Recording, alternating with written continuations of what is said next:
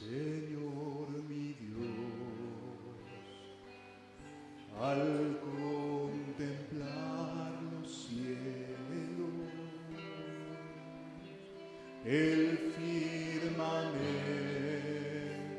y las estrellas mías, al oír tu voz en los potentes truenos y ver brillar al sol en su cenit, mi corazón entona la canción. Cuán grande es Él, cuán grande es Él, mi corazón entona la canción. Cuán grande es Él, cuán grande es Él.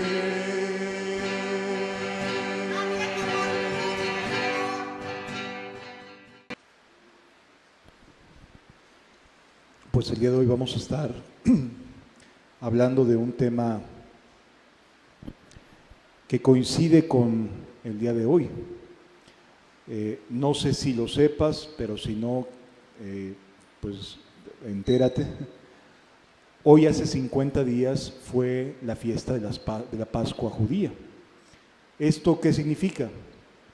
Que hoy es día de Pentecostés para los judíos. Hoy hace 2000 años el Espíritu Santo inició la era de la iglesia cristiana. Con él, al frente, las iglesias a través de la historia han hecho la obra de Cristo, han reflejado a Cristo. Cristo ha tenido misericordia de su pueblo a través de las distintas eras. Y hoy vamos a hablar justamente acerca de nuestra gran necesidad del Espíritu Santo, de nuestra gran dependencia del Espíritu de Dios, porque una obra, una iglesia, entiéndase iglesia como el conjunto de personas que han sido perdonadas de sus pecados y liberadas por la gracia de Dios, compradas por precio de sangre. La obra del Espíritu Santo es la que dirige la iglesia a nivel mundial. Aunque podamos tener distintas opiniones en algunas cosas, las iglesias cristianas, evangélicas, en términos muy concretos tenemos muchas coincidencias acerca de lo que Jesús vino a hacer, de la obra redentora de Cristo y de nuestra dependencia del Espíritu por medio de las Escrituras. La Biblia es nuestra máxima autoridad, amados. No hay ningún ser humano, por muchas evidencias que tengamos de que Dios está con él, que pueda colocarse por encima de la Biblia.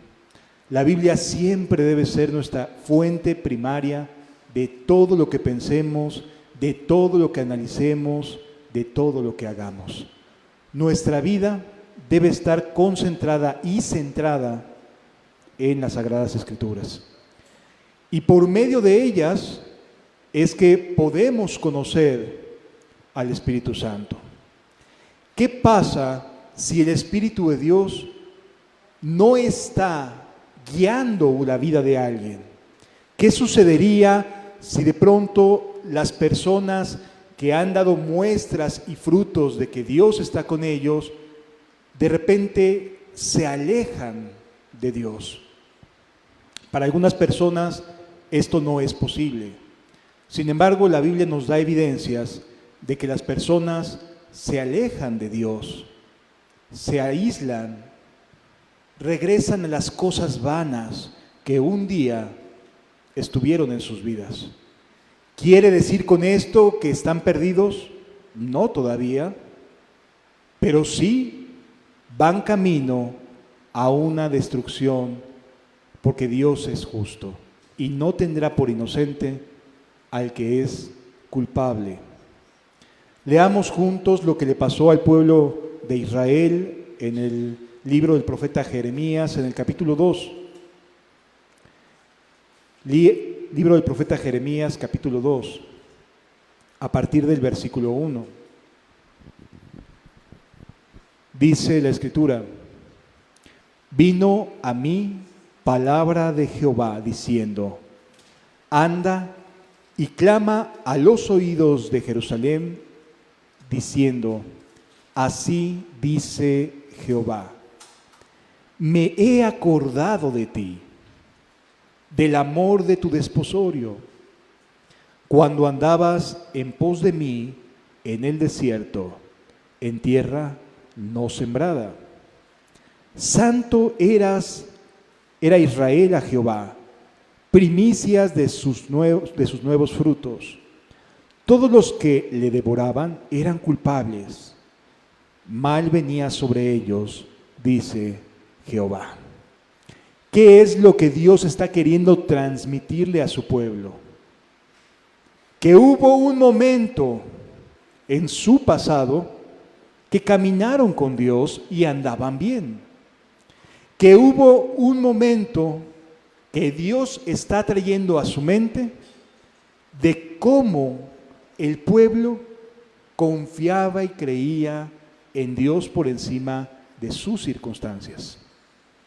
Y entonces Dios les dice al pueblo de Israel que en este momento no andaba bien, no estaba caminando bien con Dios.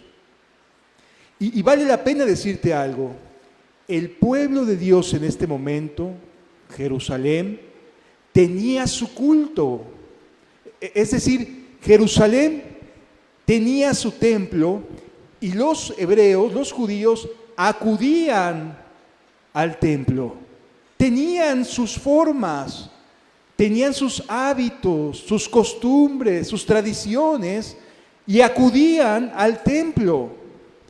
Pero ya no lo hacían de corazón, ya lo hacían por costumbre, ya lo hacían por el deber de, y en muchos casos, por casi ver el ir a reunirse como un amuleto, a ver si así me va bien, a ver si así cambia mi esposa, o cambian mis hijos, o cambia la gente que me rodea. Y se colgaban la religión como si fuera un medio por el cual Dios haría el milagrito alrededor suyo. Pero Dios se acordaba de que ese no era el tipo de relación que le había agradado, ese tipo de relación en el cual Dios se deleitaba. Y entonces les dice: oye, me acordé de ti, de la fidelidad de tu juventud. Cuando andabas en las peores circunstancias, porque les dice, andabas en el desierto, no te estaba yendo nada bien, te iba mal, las cosas a tu alrededor no eran las mejores, y a pesar de ello, eras fiel. ¿Por qué? Porque acudías a mí en todo momento, para confiarme tus necesidades, para confiarme tus ansiedades, para confiarme tus angustias, acudías a mí. ¿Cómo me acuerdo las veces que llorabas pidiendo por esto, pidiendo por aquello? Cuando tenías una comunión con Dios, que ahora se ha convertido en una mera religión, en una manera de vivir, en un estilo de vida hueco. Fíjense lo que dice el siguiente texto, versículo 4. Oíd la palabra de Jehová, casa de Jacob, y todas las familias de la casa de Israel. Así dijo Jehová: ¿qué maldad hallaron en mí vuestros padres, que se alejaron de mí y se fueron tras la vanidad y se hicieron vanos. Qué pregunta tan directa al corazón de un pueblo que no se sentía mal, que no creía estar mal, porque tenía las formas y formatos que habían aprendido desde pequeños. Y no sentían que estaban lejos de Dios. Pero Dios les dice, oye, es que no te acuerdas, no traes a tu memoria cómo vivíamos, cómo te relacionabas conmigo antes. El problema es que hoy no te estás relacionando con esa misma intensidad, con ese mismo fuego que tuviste al principio. ¿Qué no te acuerdas? ¿No te acuerdas con qué fuego orabas? ¿Con qué anhelo servías? ¿Cuántas ganas tenías de que llegara cada domingo, o en este caso los judíos el sábado, para tener la reunión? ¿Cuánto anhelabas tener un poco de coinonía? Esas cosas ya no estaban presentes en el pueblo y Dios le dice, ¿qué pasó? ¿Qué maldad viste en mí? ¿Por qué te alejaste? ¿Por qué te concentraste en cosas que son vanas? ¿Por qué te concentraste el tiempo que tenías en cosas que no aprovechan? ¿A qué te dedicaste? ¿O a qué le estás dedicando tiempo hoy en día que no estoy yo presente más que para pedirme que te ayude? Ya no caminas en pos de mí. Ya no vas a donde yo vaya. Solamente esperas que algo haga por ti. Ya no quieres estar conmigo. Y eso le pesa a Dios en el corazón. Continúa diciendo la Escritura. Y no dijeron, ¿dónde está Jehová que nos hizo subir de la tierra de Egipto? Que nos condujo por el desierto, por una tierra desierta y despoblada, por tierra seca y de sombra de muerte, por una tierra por la cual no pasó varón, ni allí habitó hombre. ¿Qué es lo que les está diciendo? Oye, es que antes no querías las cosas cómodas, no querías que todo fuera sencillito y a la boca, ¿verdad? No, acuérdate de que te hacía pasar por circunstancias por donde hombre no pasó, a nadie le había pasado lo que a ti, pero eras fiel a mí y yo era fiel a ti, a pesar de que no estabas viviendo una experiencia fácil. Y ahí estaba yo contigo. ¿Te acuerdas? ¿Te acuerdas cómo orabas y de inmediato te respondía? ¿Cómo clamabas a mí y venía la respuesta inmediata? Dios le está diciendo, oye, te llevé por lugares por los que cualquiera diría, ¿qué locura es esta? ¿Qué estás haciendo?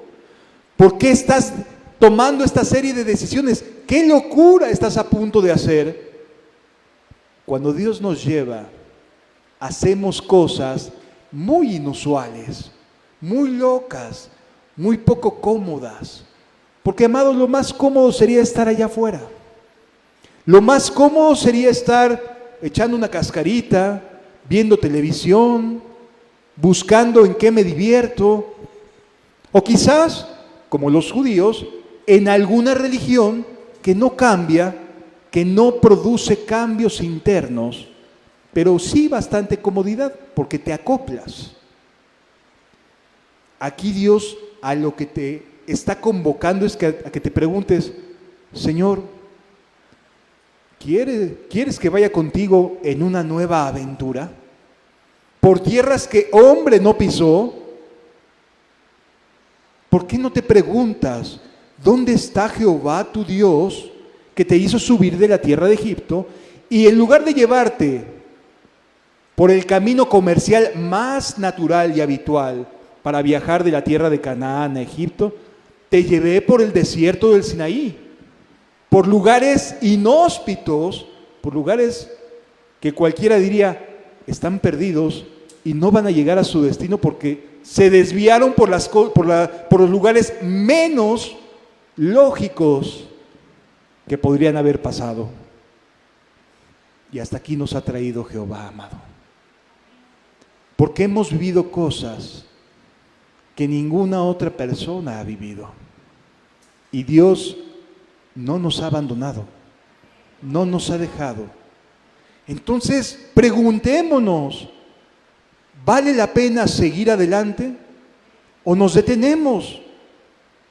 No, amado, vale la pena seguir adelante. Él es digno de toda nuestra confianza, aunque los parajes sean inhóspitos, aunque sean incómodos a nuestros pies, los caminos por los que tenemos que andar. Vale la pena porque Él va, y por donde va Él, como decía el canto, ahí yo quiero estar. Yo quiero seguirte, Señor. ¿Dónde está Jehová que nos hizo subir de la tierra de Egipto? Continúa diciendo el versículo 7, y os introduje en tierra de abundancia, para que comieses de su fruto y su bien. Pero entrasteis y contaminasteis mi tierra, e hicisteis abominable mi heredad. Después de todo lo que Dios le demostró que lo amaba, Israel entra y echa a perder todo. Hiciste abominable mi heredad. Y la gente comenzó a hablar y comenzó a decir ¿por qué? Mira pues si tu pueblo, mira pues si Dios es bueno, porque tú eres así y asado, y empieza a burlarse. Versículo 8. Los sacerdotes, los líderes, los pastores, no dijeron, ¿dónde está Jehová? No, al contrario, se acomodaron. Se hicieron rituales, se hicieron hábitos, se hicieron tradiciones y no preguntaron, ¿dónde está Jehová? Y no dijeron, esto es todo, Señor. No quisieron ir a más, no se sintieron incómodos por hacer siempre las mismas cosas. No iban a más, no se preguntaron, ¿dónde está Jehová? Los sacerdotes. Y los que tenían la ley no me conocieron. Y los pastores se rebelaron contra mí, y los profetas profetizaron en nombre de Baal y anduvieron tras lo que no aprovecha. El liderazgo se echó a perder. No habían dejado de ser sacerdotes, no habían dejado de ser profetas, no habían dejado de ser líderes del pueblo, pero ya no los estaban guiando conforme al corazón de Jehová. ¿Por qué? Porque no preguntaban dónde está Jehová. Y si algo debe de hacer un líder cristiano es preguntarse todos los días de su vida, Señor, ¿qué quieres que haga hoy? ¿Dónde está Jehová? Porque se necesita una dependencia absoluta de Dios para poder guiar al pueblo de Dios. Porque es de Dios el pueblo, no es una membresía de iglesia o de congregación, no, es de Dios el pueblo, y se le necesita preguntar a Él, Dios, ¿qué es lo que quieres que haga? ¿Dónde está Jehová? Y si el líder ve que algo está pasando, de inmediato actúa. ¿Dónde está Jehová? Señor, ¿qué quieres que haga en tal caso? ¿Qué quieres? ¿Cómo quieres que le entre a este asunto? No se acopla, no se acostumbra, busca renovarse en la fe. Pero cuando un líder se acopla, se acomoda, todos los demás hacen lo mismo. Un líder debe tener mínimo esta pregunta en el corazón, pero el pueblo no tenía ni siquiera ese tipo de líderes, no lo tenían. Versículo siguiente, versículo 9. Por tanto, contenderé aún con vosotros, dijo Jehová. Sí, estás mal, sí, te alejaste, sí, apostataste, sí, tu corazón está frío, sí, ya te acostumbraste a las rutinas, sí, ya te hiciste hábitos y tradiciones, ya dijiste por aquí es el caminito de todos y por aquí me voy, no preguntaste dónde está Jehová, hiciste lo mismo que todo mundo hace, vas por el mismo camino y la misma senda que el resto, pero aún Dios va a contender contigo. Aún Dios va a tratar de convencerte de que despiertes, de que te des cuenta que necesitas volver a empezar, que se necesita volver a encender el fuego del Espíritu en tu corazón. Por tanto, contenderé aún con vosotros, dijo Jehová, y con los hijos de vuestros hijos pleitearé. Porque pasad las costas de Quitim y mirad, y enviad a Sedad, y considerad cuidadosamente, y ved si se ha hecho cosa semejante a esta. Dios está diciendo, a ver, pon atención a la lealtad de las religiones en otros países. Piensa en cómo los islámicos son leales a su fe. Cómo a veces hasta los mismos católicos romanos crecen y dicen, de aquí no me mueven, y son leales, aunque puedan estar desviados, y son leales, y se mantienen fieles, aunque les estén diciendo de todo, aunque haya verdades evidentes, se mantienen leales. Y Dios dice, a ver, analiza tu fidelidad en contraste con ellos que no tienen la verdad. Analiza cómo te has conducido contra aquellos que se supone que no están bien, ¿verdad? Pero que resultan más leales, más fieles, que se mantienen firmes y que no se han alejado de sus creencias a pesar de no estar en lo correcto. Considera esto como un ejemplo que te avergüence. Considera esto como un ejemplo que te dé pena decir, mejor él que yo se ha mantenido fiel y ha sido leal. Sí lo vamos entendiendo, amados. Dios me invita a mirar al que no tiene la verdad para ver su lealtad a lo que cree y piensa. Y nos dice, ¿y tú? Porque pasad y ver las costas de Quitim. Quitim es la parte de Fenicia, era una ciudad de los fenicios. Y considerad Sedar, y considerad cuidadosamente, y ved si se ha hecho cosa semejante a esta. ¿Acaso alguna nación ha cambiado sus dioses, aunque ellos no son dioses? Sin embargo, mi pueblo ha trocado su gloria por lo que no aprovecha. Así como diciendo Dios, oye, de verdad, hasta los que no están bien, en algunos aspectos se conducen con tanta fidelidad y lealtad. Y ahí tienes a los que viven trabajando 12 horas, fieles a su trabajo, y a veces tú no le quieres dedicar unas cuantas horas a tu devocional, a rendirte a Dios, a entregarte a Dios, a vivir para Él. Mientras que hay otros que le dedican horas por unos billetes que se van a acabar.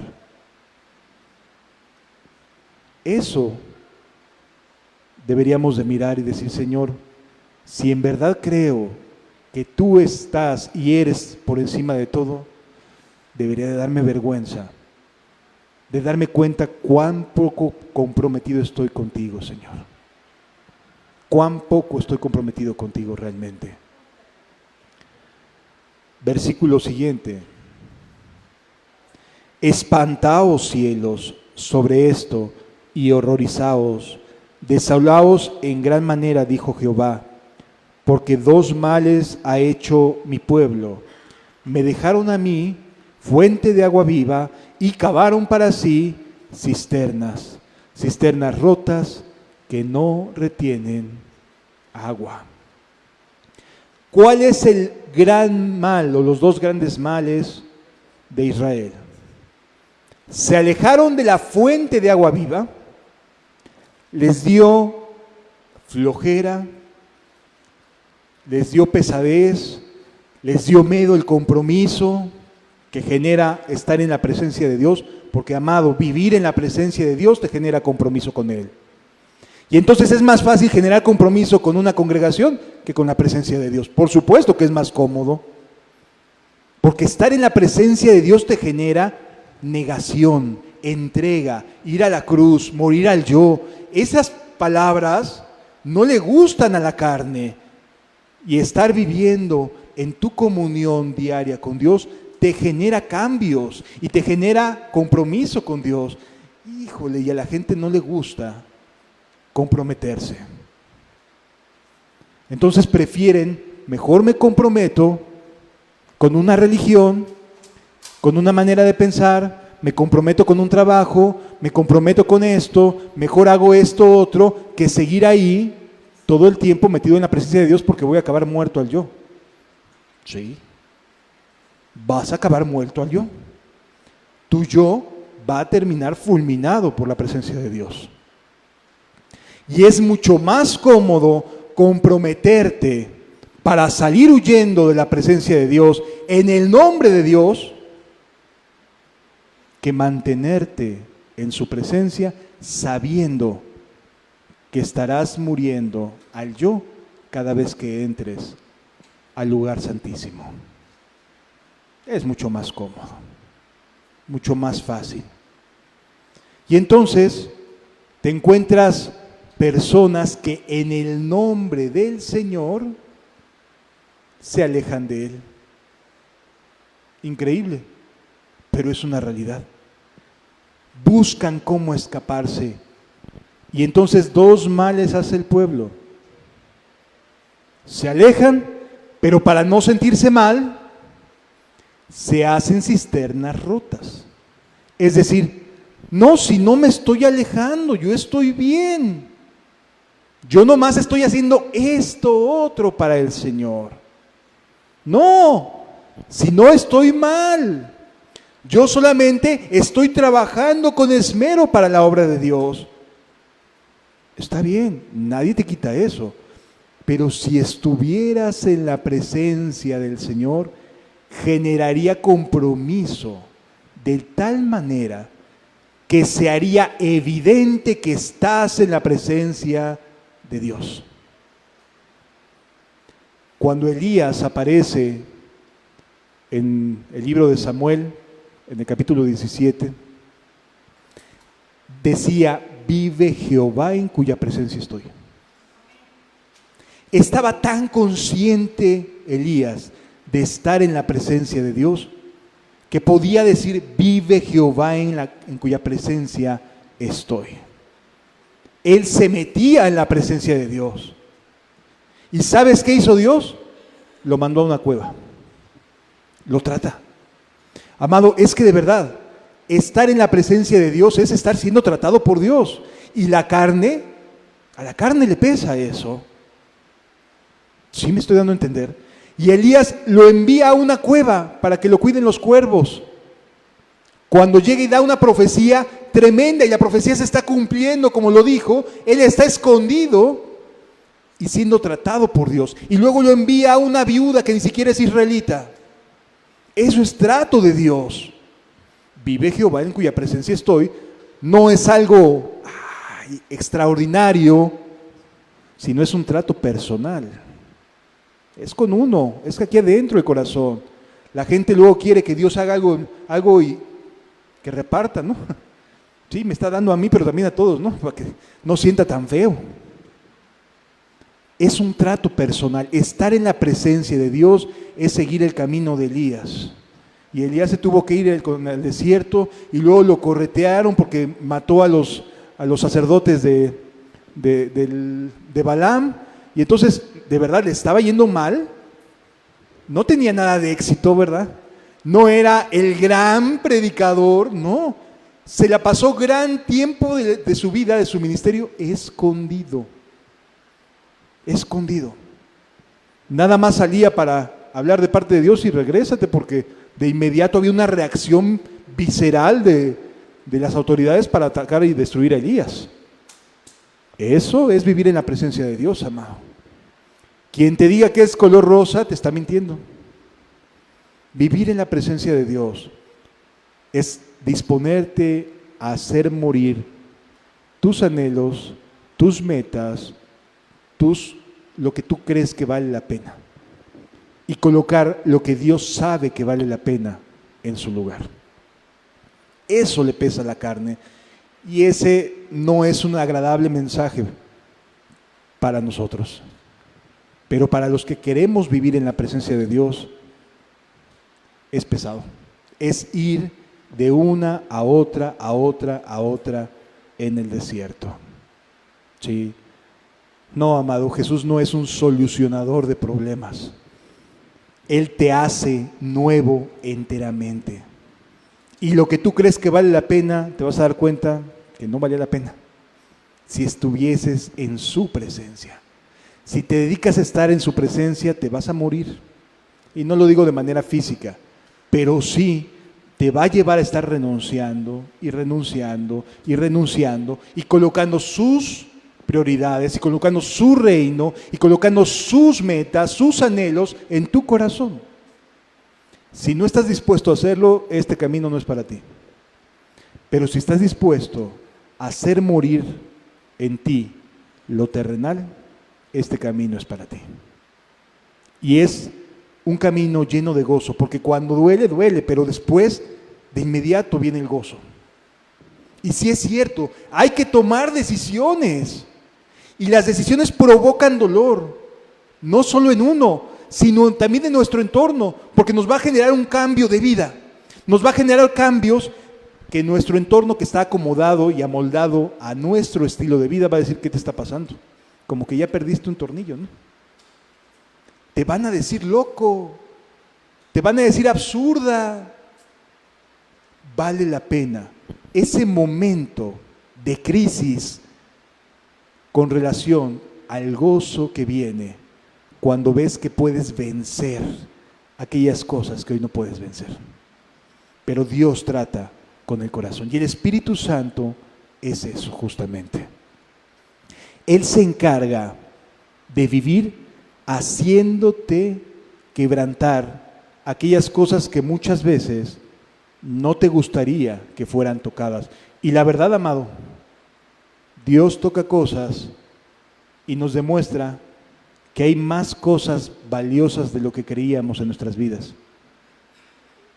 Y es necesario replantearnos. Fíjense lo que nos dice el libro del profeta Isaías en el capítulo 32, versículos 13 al 18. Isaías capítulo 32, hablando acerca de lo que estaba viviendo Israel y lo que Dios quiere que tú vivas. Capítulo 2, versículos 32, Isaías 32, versículos 13 al 18.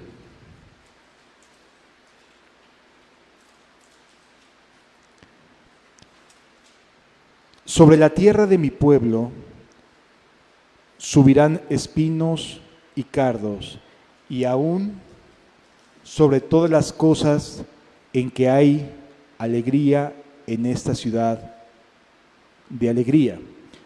Hubo un cambio, se está refiriendo a que el pueblo se alejó, ¿sí? El pueblo de Israel se alejó, hizo lo malo delante de Dios y se generó un cambio donde ya la gente no disfrutaba. Y eso sucede. Cuando te estás alejando de Dios, ya no disfrutas de Dios. Ya empiezas a poner pretextos, ya te empiezas a alejar, te empiezas a enfriar. Si alguien te pide: oye, hermano, ¿me ayudas con esto? Ya le das la vuelta. Ay, ahí viene el hermanito tal. No, mejor no. Es decir, comienzas a tener tristeza en lugar de disfrutar de la presencia de Dios. La alegría se esfuma, el gozo se esfuma. Versículo 14, porque los palacios quedarán desiertos, la multitud de la ciudad cesará, las torres y fortalezas se volverán cuevas para siempre, donde descansen asnos montañeses y ganados hagan majada. Es decir, las cosas no van bien. ¿Sí lo alcanzamos a entender? No te está yendo bien en tu vida. ¿Qué es lo que está sucediendo? Se esfumó la alegría, ya las cosas cambiaron, no tienes ánimo, no tienes aliento, no tienes ganas de nada, todo parece estarte saliendo mal, estás alejado de Dios. ¿Por qué? Porque también un cristiano, una persona que está en paz con Dios, puede pasar por esas, pero son momentáneas, ¿eh? O sea, Dios saca y lo coloca en una piedra que es eterna, le da firmeza. Pero cuando no estamos cercanos a Dios, cuando nos hemos alejado de Dios, permanece ese estado de angustia, de ansiedad, de derrota, de tristeza, de soledad, se mantiene por más tiempo. Y solo son algunos momentos esporádicos los que me hacen sentir con algo de vida. Ese no es el plan de Dios para ti. No, Dios no quiere eso para ti. Más bien quiere que los momentos esporádicos sean los desiertos. Cuando Dios te llama a muere a esto no está bien, esto puedes arreglarlo así. Esos son los momentos y son pasajeros, amado. No te la avientas meses o años en el mismo estado de tu alma. Qué tristeza estar así. La alegría se esfuma, los palacios se quedan vacíos y lo que antes era para ti vida, hoy se ha vuelto se queda al desierto. Pero hay esperanza. Fíjense lo que nos dice el siguiente versículo. Hasta que sobre nosotros, ¿qué dice? Sea derramado el Espíritu de lo alto. ¿Quién va a cambiar esto? El Espíritu Santo. Él es el que aviva el corazón. Él es el que va a iniciar un fuego en donde no lo había. Él es el que va a derramar agua fresca donde ya solamente había cisternas que no retenían agua. Ibas a la congregación o vienes a la iglesia y te vas y se te olvida qué viste. Eso no es retener agua. En cambio, cuando el Espíritu Santo se derrama, entra en el corazón y se queda guardado como un sello. Te sella de una manera hermosa el Espíritu de Dios. Hace que guardes lo que te está dando. Tú tienes tu cisterna rota, pero cuando viene el Espíritu, se acabaron las cisternas rotas, ¿eh? Ahora te vas a ir nuevamente a la fuente de agua viva. Eso es lo que Dios quiere. Hasta que sobre nosotros sea derramado el Espíritu de lo alto y el desierto, eso que es hasta el día de hoy tu vida, se convierte en ¿qué? En el campo fértil, se ha estimado por bosque. Fíjense el cambio, amados. No es lo mismo que un cristiano, que alguien que está lleno del Espíritu Santo, pase por momentos difíciles, no es lo mismo, a que viva todo el tiempo en un momento de desierto.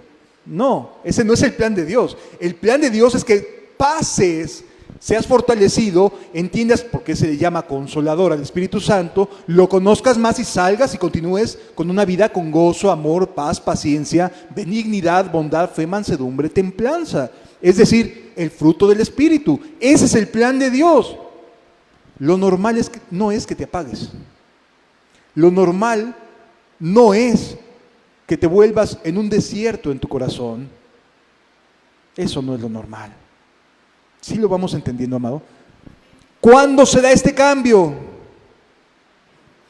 Hasta que sobre nosotros sea derramado el Espíritu de lo alto. Y esto ya sucedió. Y el Espíritu de lo alto ya está aquí. Fíjense lo que dice Juan capítulo 14. Juan capítulo 14, versículos 25 y 26.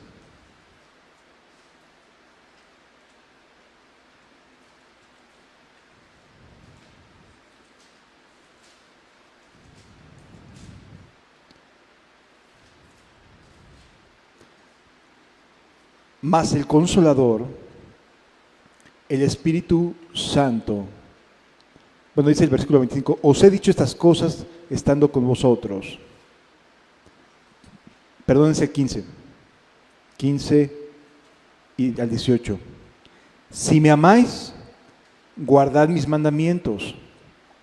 Y yo rogaré al Padre y os dará otro consolador para que esté con vosotros para siempre. Es decir, que el Espíritu no se va, estará con vosotros para siempre. El Espíritu ya está, ya vino, ya está en medio de nosotros. ¿Qué es lo que hay que hacer? Rendirnos a Él. Dejar que entre y haga con nosotros lo que bien le plazca. Hacer del Espíritu nuestro Señor. Comenzar a tener una relación con el Espíritu Santo. Así como la tenemos con Jesús en la cruz y creemos en su muerte y su resurrección que nos hace salvos, así para guiarnos es el Espíritu Santo. Es la tercera persona de la Trinidad actuando a nuestro favor. Sí. Por eso dice, yo rogaré al Padre y os dará otro consolador para que esté con vosotros para siempre. El Espíritu de verdad, el cual el mundo no puede recibir. ¿Quiénes no pueden recibir el Espíritu? Los que viven de manera mundana. ¿Quiénes sí pueden recibir el Espíritu? Pero vosotros le conocéis porque mora con vosotros y estará en vosotros. Y Él ya está en medio de nosotros, amado. Mora con nosotros. Pero la pregunta aquí es, ¿está en vosotros? Porque si Él estuviese en nosotros, Él hace morir las cosas que para nosotros consideramos como valiosas y coloca las suyas. Y comenzamos a vivir por el Espíritu, ya no por lo que más me convenga, sino por lo que más le convenga a Él. Cambiamos. Cuando uno lee Romanos capítulo 7, ve una vida derrotada por el pecado, donde Pablo termina diciendo, miserable de mí, ¿quién me ayudará con este cuerpo de muerte? Pero empieza Romanos 8, y en Romanos 8 viene la vida en el Espíritu, que hace morir todo aquello que no podía la ley en Romanos 7. Porque Romanos 7 nos habla de cómo actúa el saber hacer lo bueno y no poderlo hacer. Romanos 8 nos invita a una vida en el Espíritu, donde Él vence en nuestras vidas aquellas cosas que antes no podíamos vencer.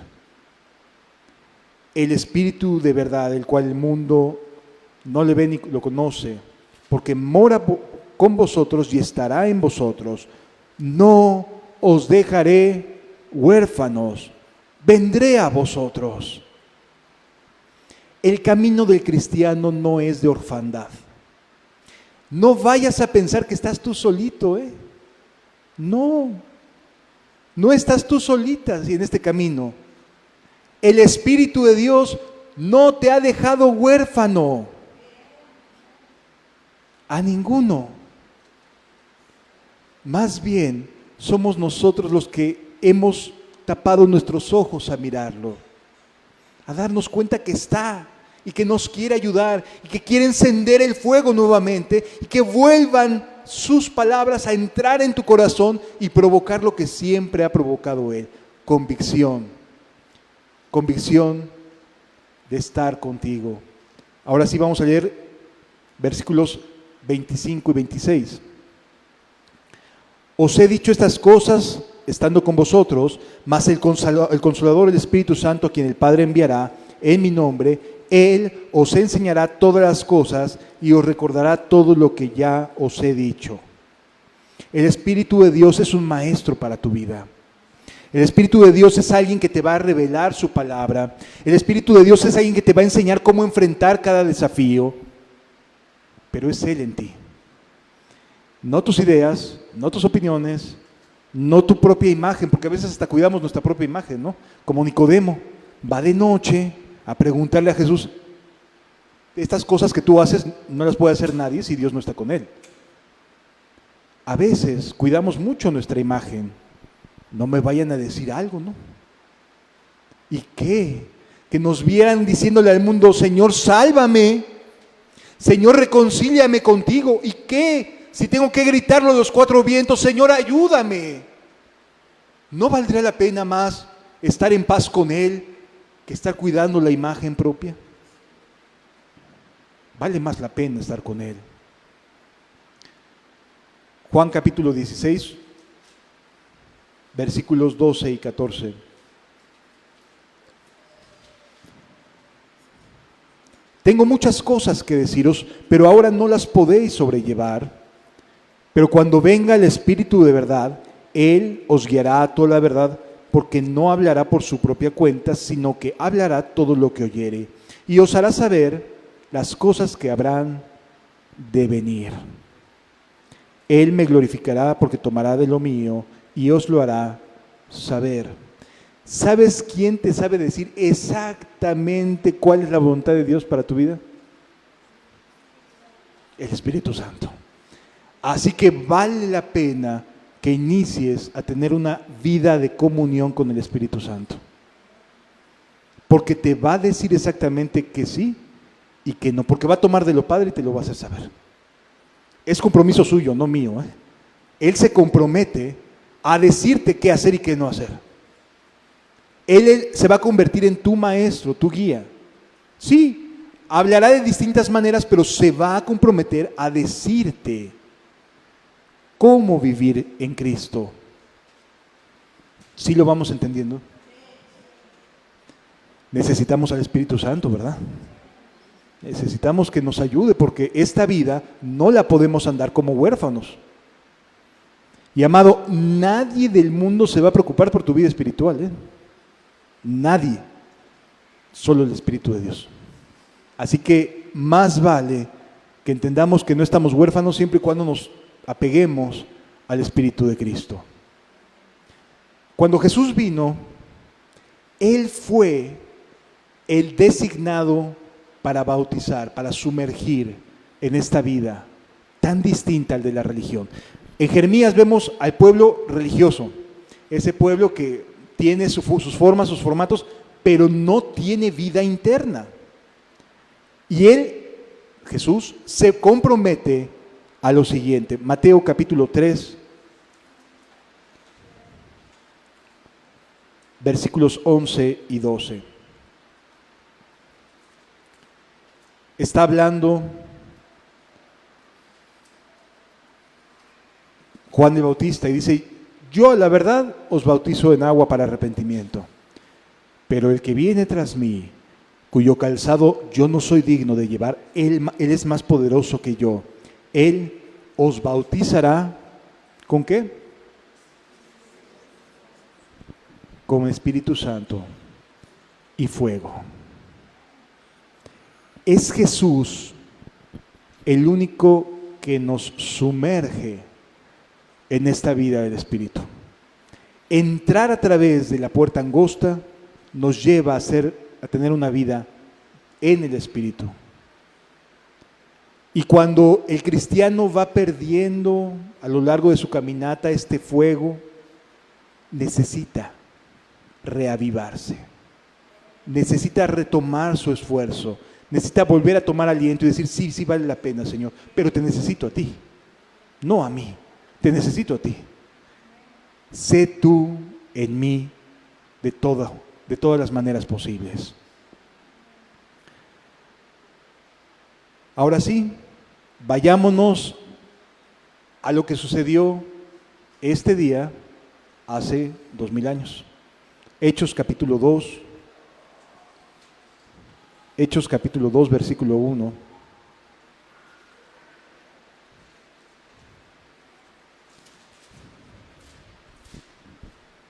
Cuando llegó el día de Pentecostés, Pentecostés era la tercera fiesta de las tres fiestas sagradas de los judíos. Era la fiesta de los panes sin levadura, 50 días antes de la fiesta de Pentecostés. Después la fiesta de los tabernáculos, que era recordar cuando el pueblo de Israel anduvo en tiendas en el desierto, que todavía no podían entrar en la ciudad, en la tierra de Canaán para tomarla, y andaban quedándose en tiendas, ¿sí? y hacen una festividad recordando que ellos anduvieron como nómadas, vamos a llamarlo así, viviendo en tiendas. La tercera festividad es esta, Pentecostés. Ahora bien, conforme fue pasando los siglos, el tiempo o el auge de cada fiesta fue cambiando. Cuanto más se alejaban en la línea del tiempo, de cuando salieron de Egipto, esta festividad se fue haciendo menos importante. Sí, acudía el pueblo, pero realmente era un recordatorio que desde el punto de vista del judío no afectaba su vida. De igual manera la segunda festividad, la de los tabernáculos, ya no vivían en tiendas, ¿me explico? Sí iban, festejaban, recordaban, se hacían sobre la calle unas enramadas para poder vivir fuera de su casa, ¿sí? De su casa de techo firme, de losa o de fuerte, pues, de ladrillo. Y entonces lo recordaban. Pero donde más había conglomeración de personas era en la tercera fiesta. O sea, gente sí subía a celebrar Pascua, sí subía a festejar la fiesta de los tabernáculos, pero ningún judío se perdía la tercera fiesta, la de los Pentecostés. ¿Por qué? Porque esta tercera fiesta sí tenía que ver con el tiempo presente. Era la fiesta de las primicias, cuando se recogía el grano. Eso es mucho más presente, ese es trabajo presente de los judíos. Y entonces agarraron esta tercera fiesta como si fuera un amuleto para la cosecha del año. ¿Sí? Entonces acudían una gran cantidad de personas que a lo mejor no necesariamente habían acudido la primera y la segunda fiesta porque eran cosas del pasado. Pero esta tercera, la mayoría era agrícola, se dedicaba a la agricultura, y esta tercera sí la veían como importante, ¿no? Porque sí les afectaba de manera directa. Era la fiesta de las primicias, donde ellos esperaban la bendición de Dios sobre su trabajo presente. Y entonces se llenaba de gente Jerusalén. De todas las partes del mundo venían a esta fiesta. Se decían que si se perdían la primera y la segunda, pues bueno, pero la tercera sí afectaba su dinerito, su manutención diaria. Y entonces decían, no, pues esta sí voy porque pues es lo que me está dejando mi comida, es lo que me está dejando mi chamba, es lo que me está dejando el recoger el trigo, etcétera. En esta sí participaba casi todo hebreo. Bueno, hasta los griegos iban. En esta tercera fiesta, algunos griegos fueron a buscar a Jesús un año atrás. ¿Sí? Es decir, era una fiesta que simbolizaba como mucho misticismo, como superstición. Si voy me va a ir bien, como cargar un amuletito. ¿Sí? Y entonces iban de todos lados. Y lo que sucede es que Dios escoge esta fecha para iniciar la vida de la iglesia, donde había un montón de personas que estaban en Jerusalén por motivos personales, porque querían su año de auge, de productividad, y entonces se fueron todos. Y esa es la fecha que escoge el Espíritu Santo para lo siguiente. Cuando llegó el día de Pentecostés, estaban todos unánimes juntos. ¿Quiénes eran todos?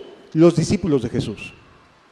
Los discípulos de Jesús que habían estado con Cristo, estaban en este momento en un lugar llamado el aposento alto. Hay congregaciones que se ponen así, el aposento alto, ¿no?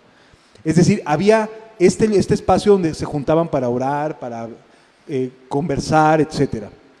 Llegó este día, Pentecostés. De todas las naciones fueron en esta fiesta. Y de repente, dice el versículo 2, vino del cielo un estruendo audible, amados. No era una cuestión así de estoy en el éxtasis de la oración y me imagino, un estruendo. ¿Por qué fue audible? Porque se juntaron muchísimas personas alrededor para ver qué era lo que estaba pasando. ¿Sí? Dice, y vino del cielo un estruendo como de un viento recio que soplaba. A ver, ¿alguien ha estado cerca de un huracán? La mayoría no hemos coincidido con estos eventos porque no estamos en un lugar costero, ¿sí? Pero para que tengamos un poquito esta referencia, es como cuando entra un huracán categoría 5 dentro de una ciudad que no tiene playa. Jerusalén no tenía playa, no es una ciudad costera. Por lo tanto, no estaban acostumbrados a un estruendo, a un sonido de viento recio. Cuando escucharon el sonido, no me lo imagino, ¿no? Fuertísimo, de un viento recio, se juntaron para ver qué es esto que está pasando. Dice, el cual llenó toda la casa donde estaban sentados. Estaban tranquilos, estaban sentados, estaban disfrutando unos de otros. No nos dice siquiera que estaban orando en ese momento. ¿Habían estado orando? Sí. Pero en este momento estaban nada más sentados como conversando, a lo mejor compartiendo el pan, cantando algún canto, etcétera, esperando la promesa que Dios les había mandado de que habría de llegar el Espíritu Santo. ¿Sí? Es decir, no estaban en un momento de euforia, no, ellos no, estaban sentados esperando, sencillito. ¿Sí? Y en ese momento viene el Espíritu Santo, porque la promesa no depende de ti ni de mí, depende de Él. Él es el que elige el momento, Él es el que elige las circunstancias, Él es el que elige en qué momento derramarse para cambiarte la vida.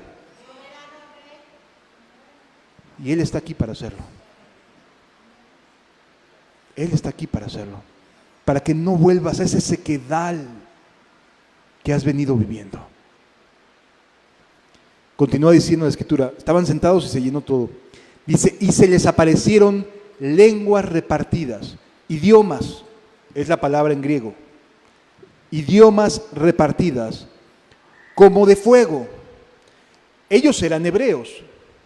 ¿Qué sabían hablar? Hebreo, arameo, y básicamente alguno que otro letrado hablaría algo de griego. Pero en términos generales sabrían hebreo y arameo, que era digamos, el idioma más recurrente para poder transmitirse cosas unos a otros. ¿Sí? Eran los dos idiomas que se hablaban. Pero de repente se les aparecen la capacidad de poder hablar en otro idioma, pero no hablar cualquier cosa, sino palabras como de fuego. Es decir, no era literal, no se estaban quemando aquí en la cabeza o aquí en la boca, no. Lo que decían provocaba algo. Lo que hablaban tenía propósito. Lo que mencionaban, lo que salía de sus bocas y que no tenían conciencia de que supieran hablar este idioma, tenía un propósito: predicar, hablar las maravillas de Dios. ¿Por qué? Porque este era el momento que el Espíritu Santo necesitaba hacer notar que el día del Espíritu que se derramaba había llegado. Y ellos necesitaban la fe para saber que había llegado. Entonces se cumplían dos propósitos. Era evidente para los que lo estaban recibiendo: estoy siendo bautizado en el Espíritu Santo. Para ellos, para su fe. Y lo segundo es que lo que empezaron a hablar, su predicación, y no solo de ellos 12, la predicación de la iglesia, era de fuego, amados. Y más adelante nos damos cuenta que pedían hablar con denuedo la palabra, y Dios les contesta y comienzan a perderle el miedo a predicar la palabra de Dios. Sí. Es decir, el fuego no es físico, no es flamita, que a veces en algunas fotitos, ¿no?, nos viene así como una flamita y ahí todos así como que, ay, en éxtasis. No, era que recibieron la capacidad de hablar en ese momento en idiomas de la gente que estaba afuera, pero no cualquier cosa, sino concretamente las maravillas de Dios. Fíjense lo que dice. Y fueron todos llenos del Espíritu Santo y comenzaron a hablar en otras lenguas, en otros idiomas, según el Espíritu les daba a que hablasen. ¿Era como ellos querían? ¿Repetían como merolicos los que escuchaban otros? Según el Espíritu les daba a que hablasen. Versículo siguiente. Moraban entonces en Jerusalén judíos, varones piadosos de todas las naciones bajo el cielo. Y hecho este estruendo, se juntó la multitud y estaban confusos porque cada uno les oía hablar en su propia lengua. Es decir, que estaban escuchando la predicación del Evangelio de una manera que ellos lo estaban entendiendo. Así es el Espíritu Santo, amado. Cuando el Espíritu Santo llena a una persona, la capacita. ¿Con qué propósito? ¿Para hablar nada más sin sentido? No. La capacita para predicar. Y la predicación es con fuego, amado. Y la gente que escucha solamente tiene dos opciones: o se dobla y reconoce a Cristo, o se burla y se aleja. Pero nada más esas dos opciones. Cuando el Espíritu Santo está en un lugar, cuando de verdad Dios está llenando el corazón de los creyentes, solamente hay dos alternativas. O la gente se dobla delante de la presencia de Dios y dice: Jehová es Dios, Él es el Todopoderoso y Jesucristo es Dios hecho carne. O se burlan, como también los hubo, y se van. Continúa diciendo la Escritura. Y estaban atónitos y maravillados diciendo: mirad, ¿no son galileos todos estos que hablan? ¿Cómo pues les oímos nosotros hablar cada uno en nuestra lengua en que hemos nacido? Partos, medos, elamitas, y los que habitamos en Mesopotamia, en Judea, en Capadocia, en el Ponto, en Asia, de todos lados estaban hablando del Evangelio. En Frigia y Pánfila, en Egipto y en las regiones más allá de África, más allá de Cirene, y romanos aquí residentes, todos judíos como prosélitos. Es decir, capacitó para testificarle a todo mundo en su idioma. Es increíble que hoy en día haya todavía personas que crean que tienen que hablar palabras en hebreo de acuerdo a como Dios habló en hebreo en aquella época.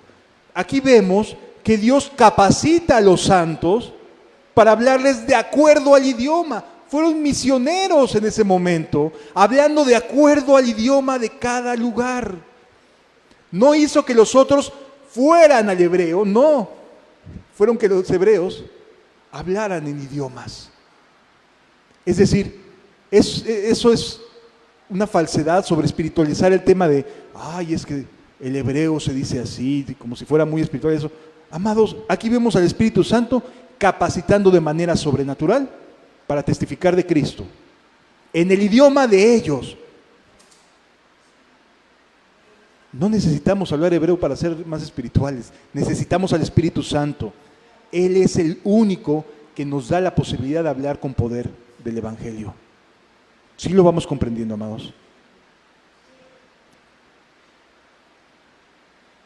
Cretenenses y árabes les oímos hablar en nuestras lenguas, ¿qué cosa?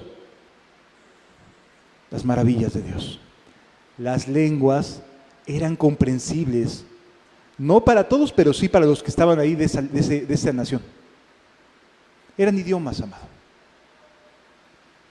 ¿Sí lo entendemos? ¿Esto significa que hoy en día no hay lenguas?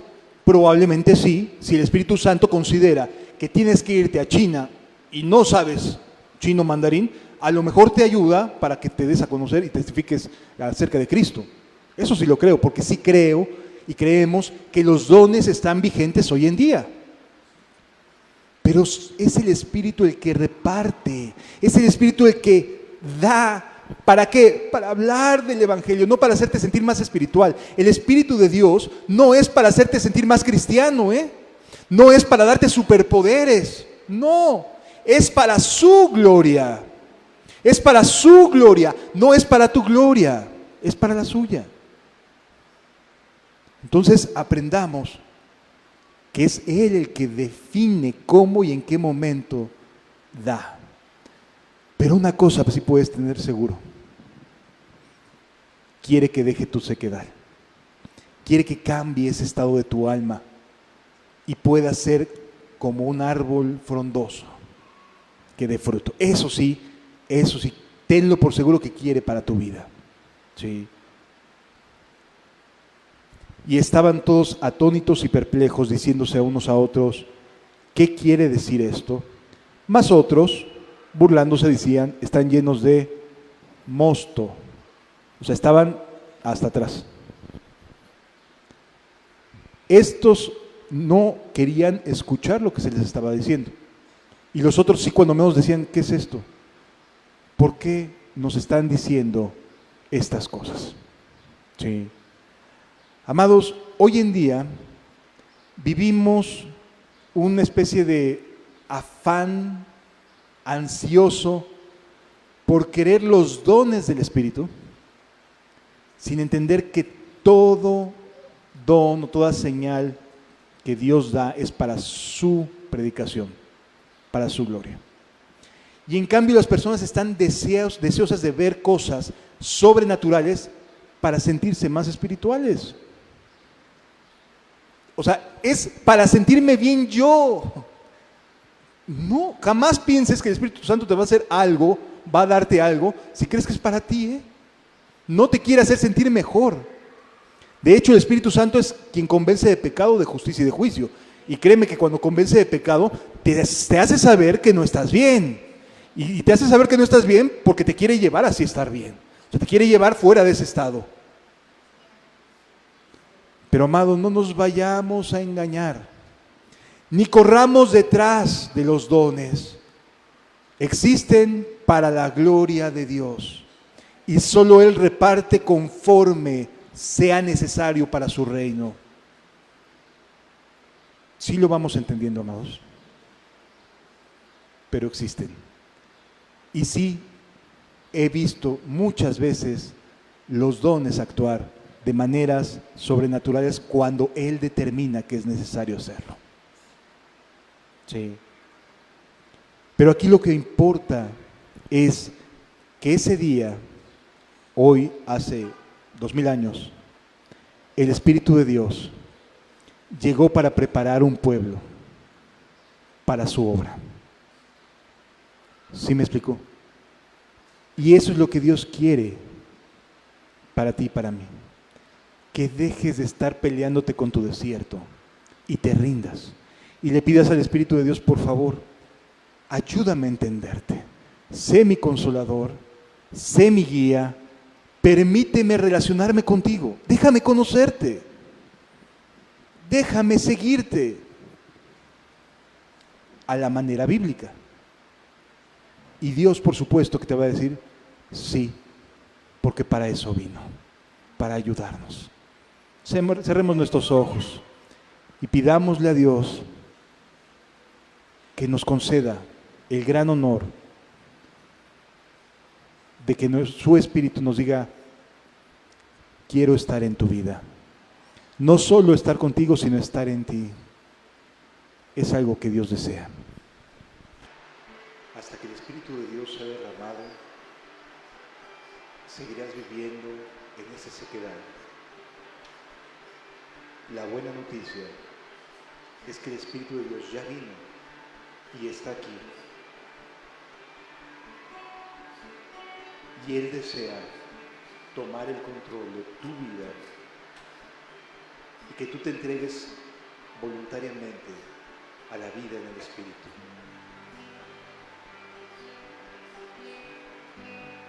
No es una vida fácil. Es una vida donde tendrás que dejar cosas que son para ti muy queridas.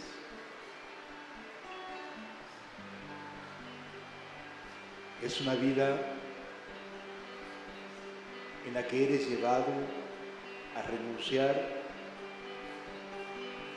a ser transformado, a morir al yo. Pero amado, ¿de qué otra manera podemos ser ciudadanos del reino de los cielos? Alguien como tú y como yo, con todo lo que somos, no somos dignos de estar ahí. Por eso vino Cristo y por eso envió al Espíritu Santo. Pídele a Dios: Señor, quita ya mi desierto.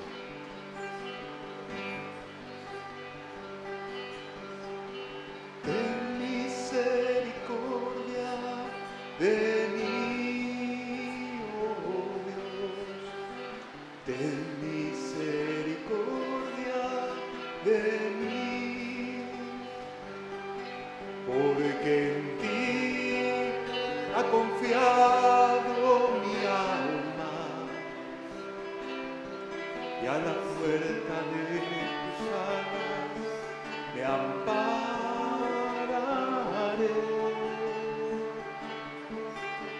Ten misericordia de mí, oh Dios. Ten misericordia de mí, porque en ti ha confiado mi alma, y a la sombra de tus alas me ampararé, hasta que pasen los quebrantos, hasta que pasen los quebrantos. Clamaré, clamaré al Dios altísimo, al Dios que me favorece. Clamaré, clamaré. Ten misericordia de mí, oh Dios. Ten misericordia de mí, porque en ti ha confiado mi alma, y a la sombra de tus alas me ampararé, hasta que pasen los quebrantos, hasta que pasen los quebrantos. Clamaré, clamaré al Dios altísimo, al Dios que me favorece. Clamaré, clamaré.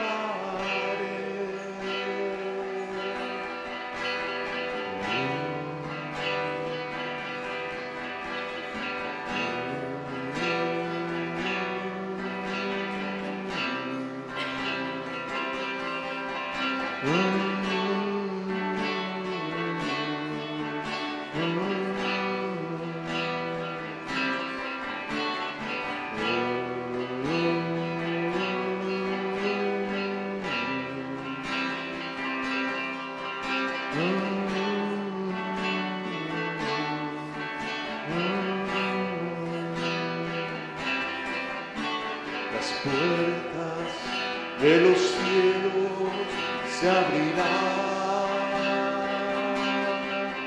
tu presencia con poder descenderá.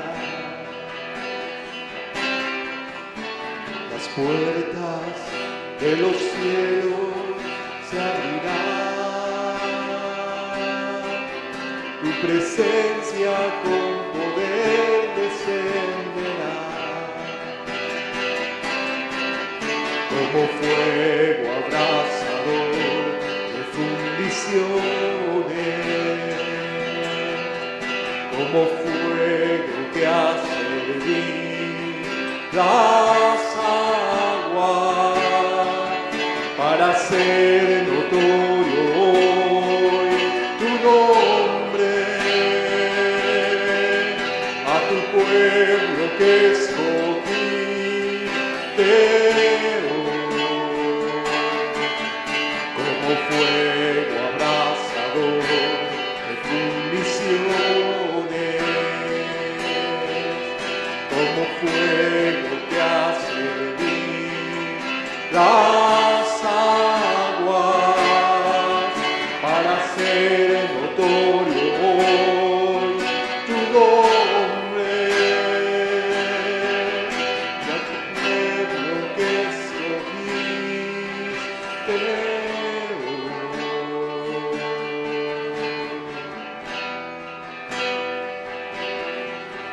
Es hermoso, Señor. Eres digno, Señor.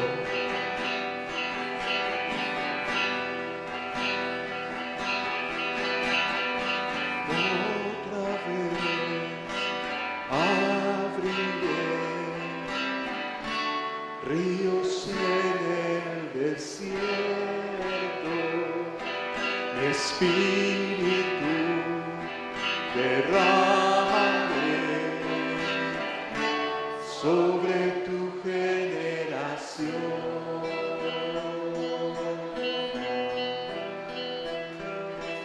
Otra vez abriré ríos en el desierto, mi espíritu derramaré sobre tu generación.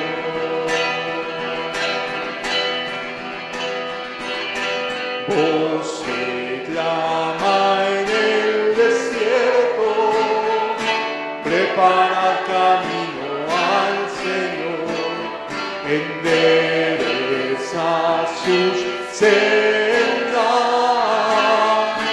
porque ya viene el Rey. Allanar, allanar el camino del Señor, quitar las piedras de tropiezo del pueblo del Señor,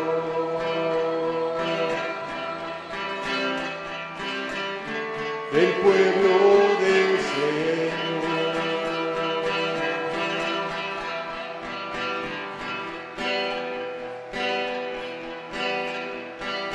Otra vez abriré ríos en el desierto, mi espíritu derramaré sobre tu generación. Voz que clama en el desierto, prepara camino al Señor, endereza sus sendas, porque ya viene el Rey, porque ya viene el Rey, porque ya viene el Rey.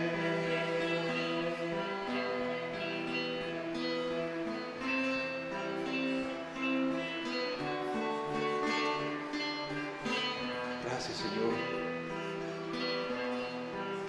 Padre, que las palabras que hablemos en tu nombre sean llenadas de fuego, Señor. Que nuestro corazón vuelva a arder, Señor. Así como te acuerdas, Señor, de los días de juventud, así nuevamente, Señor, Concede a tu pueblo volver a empezar.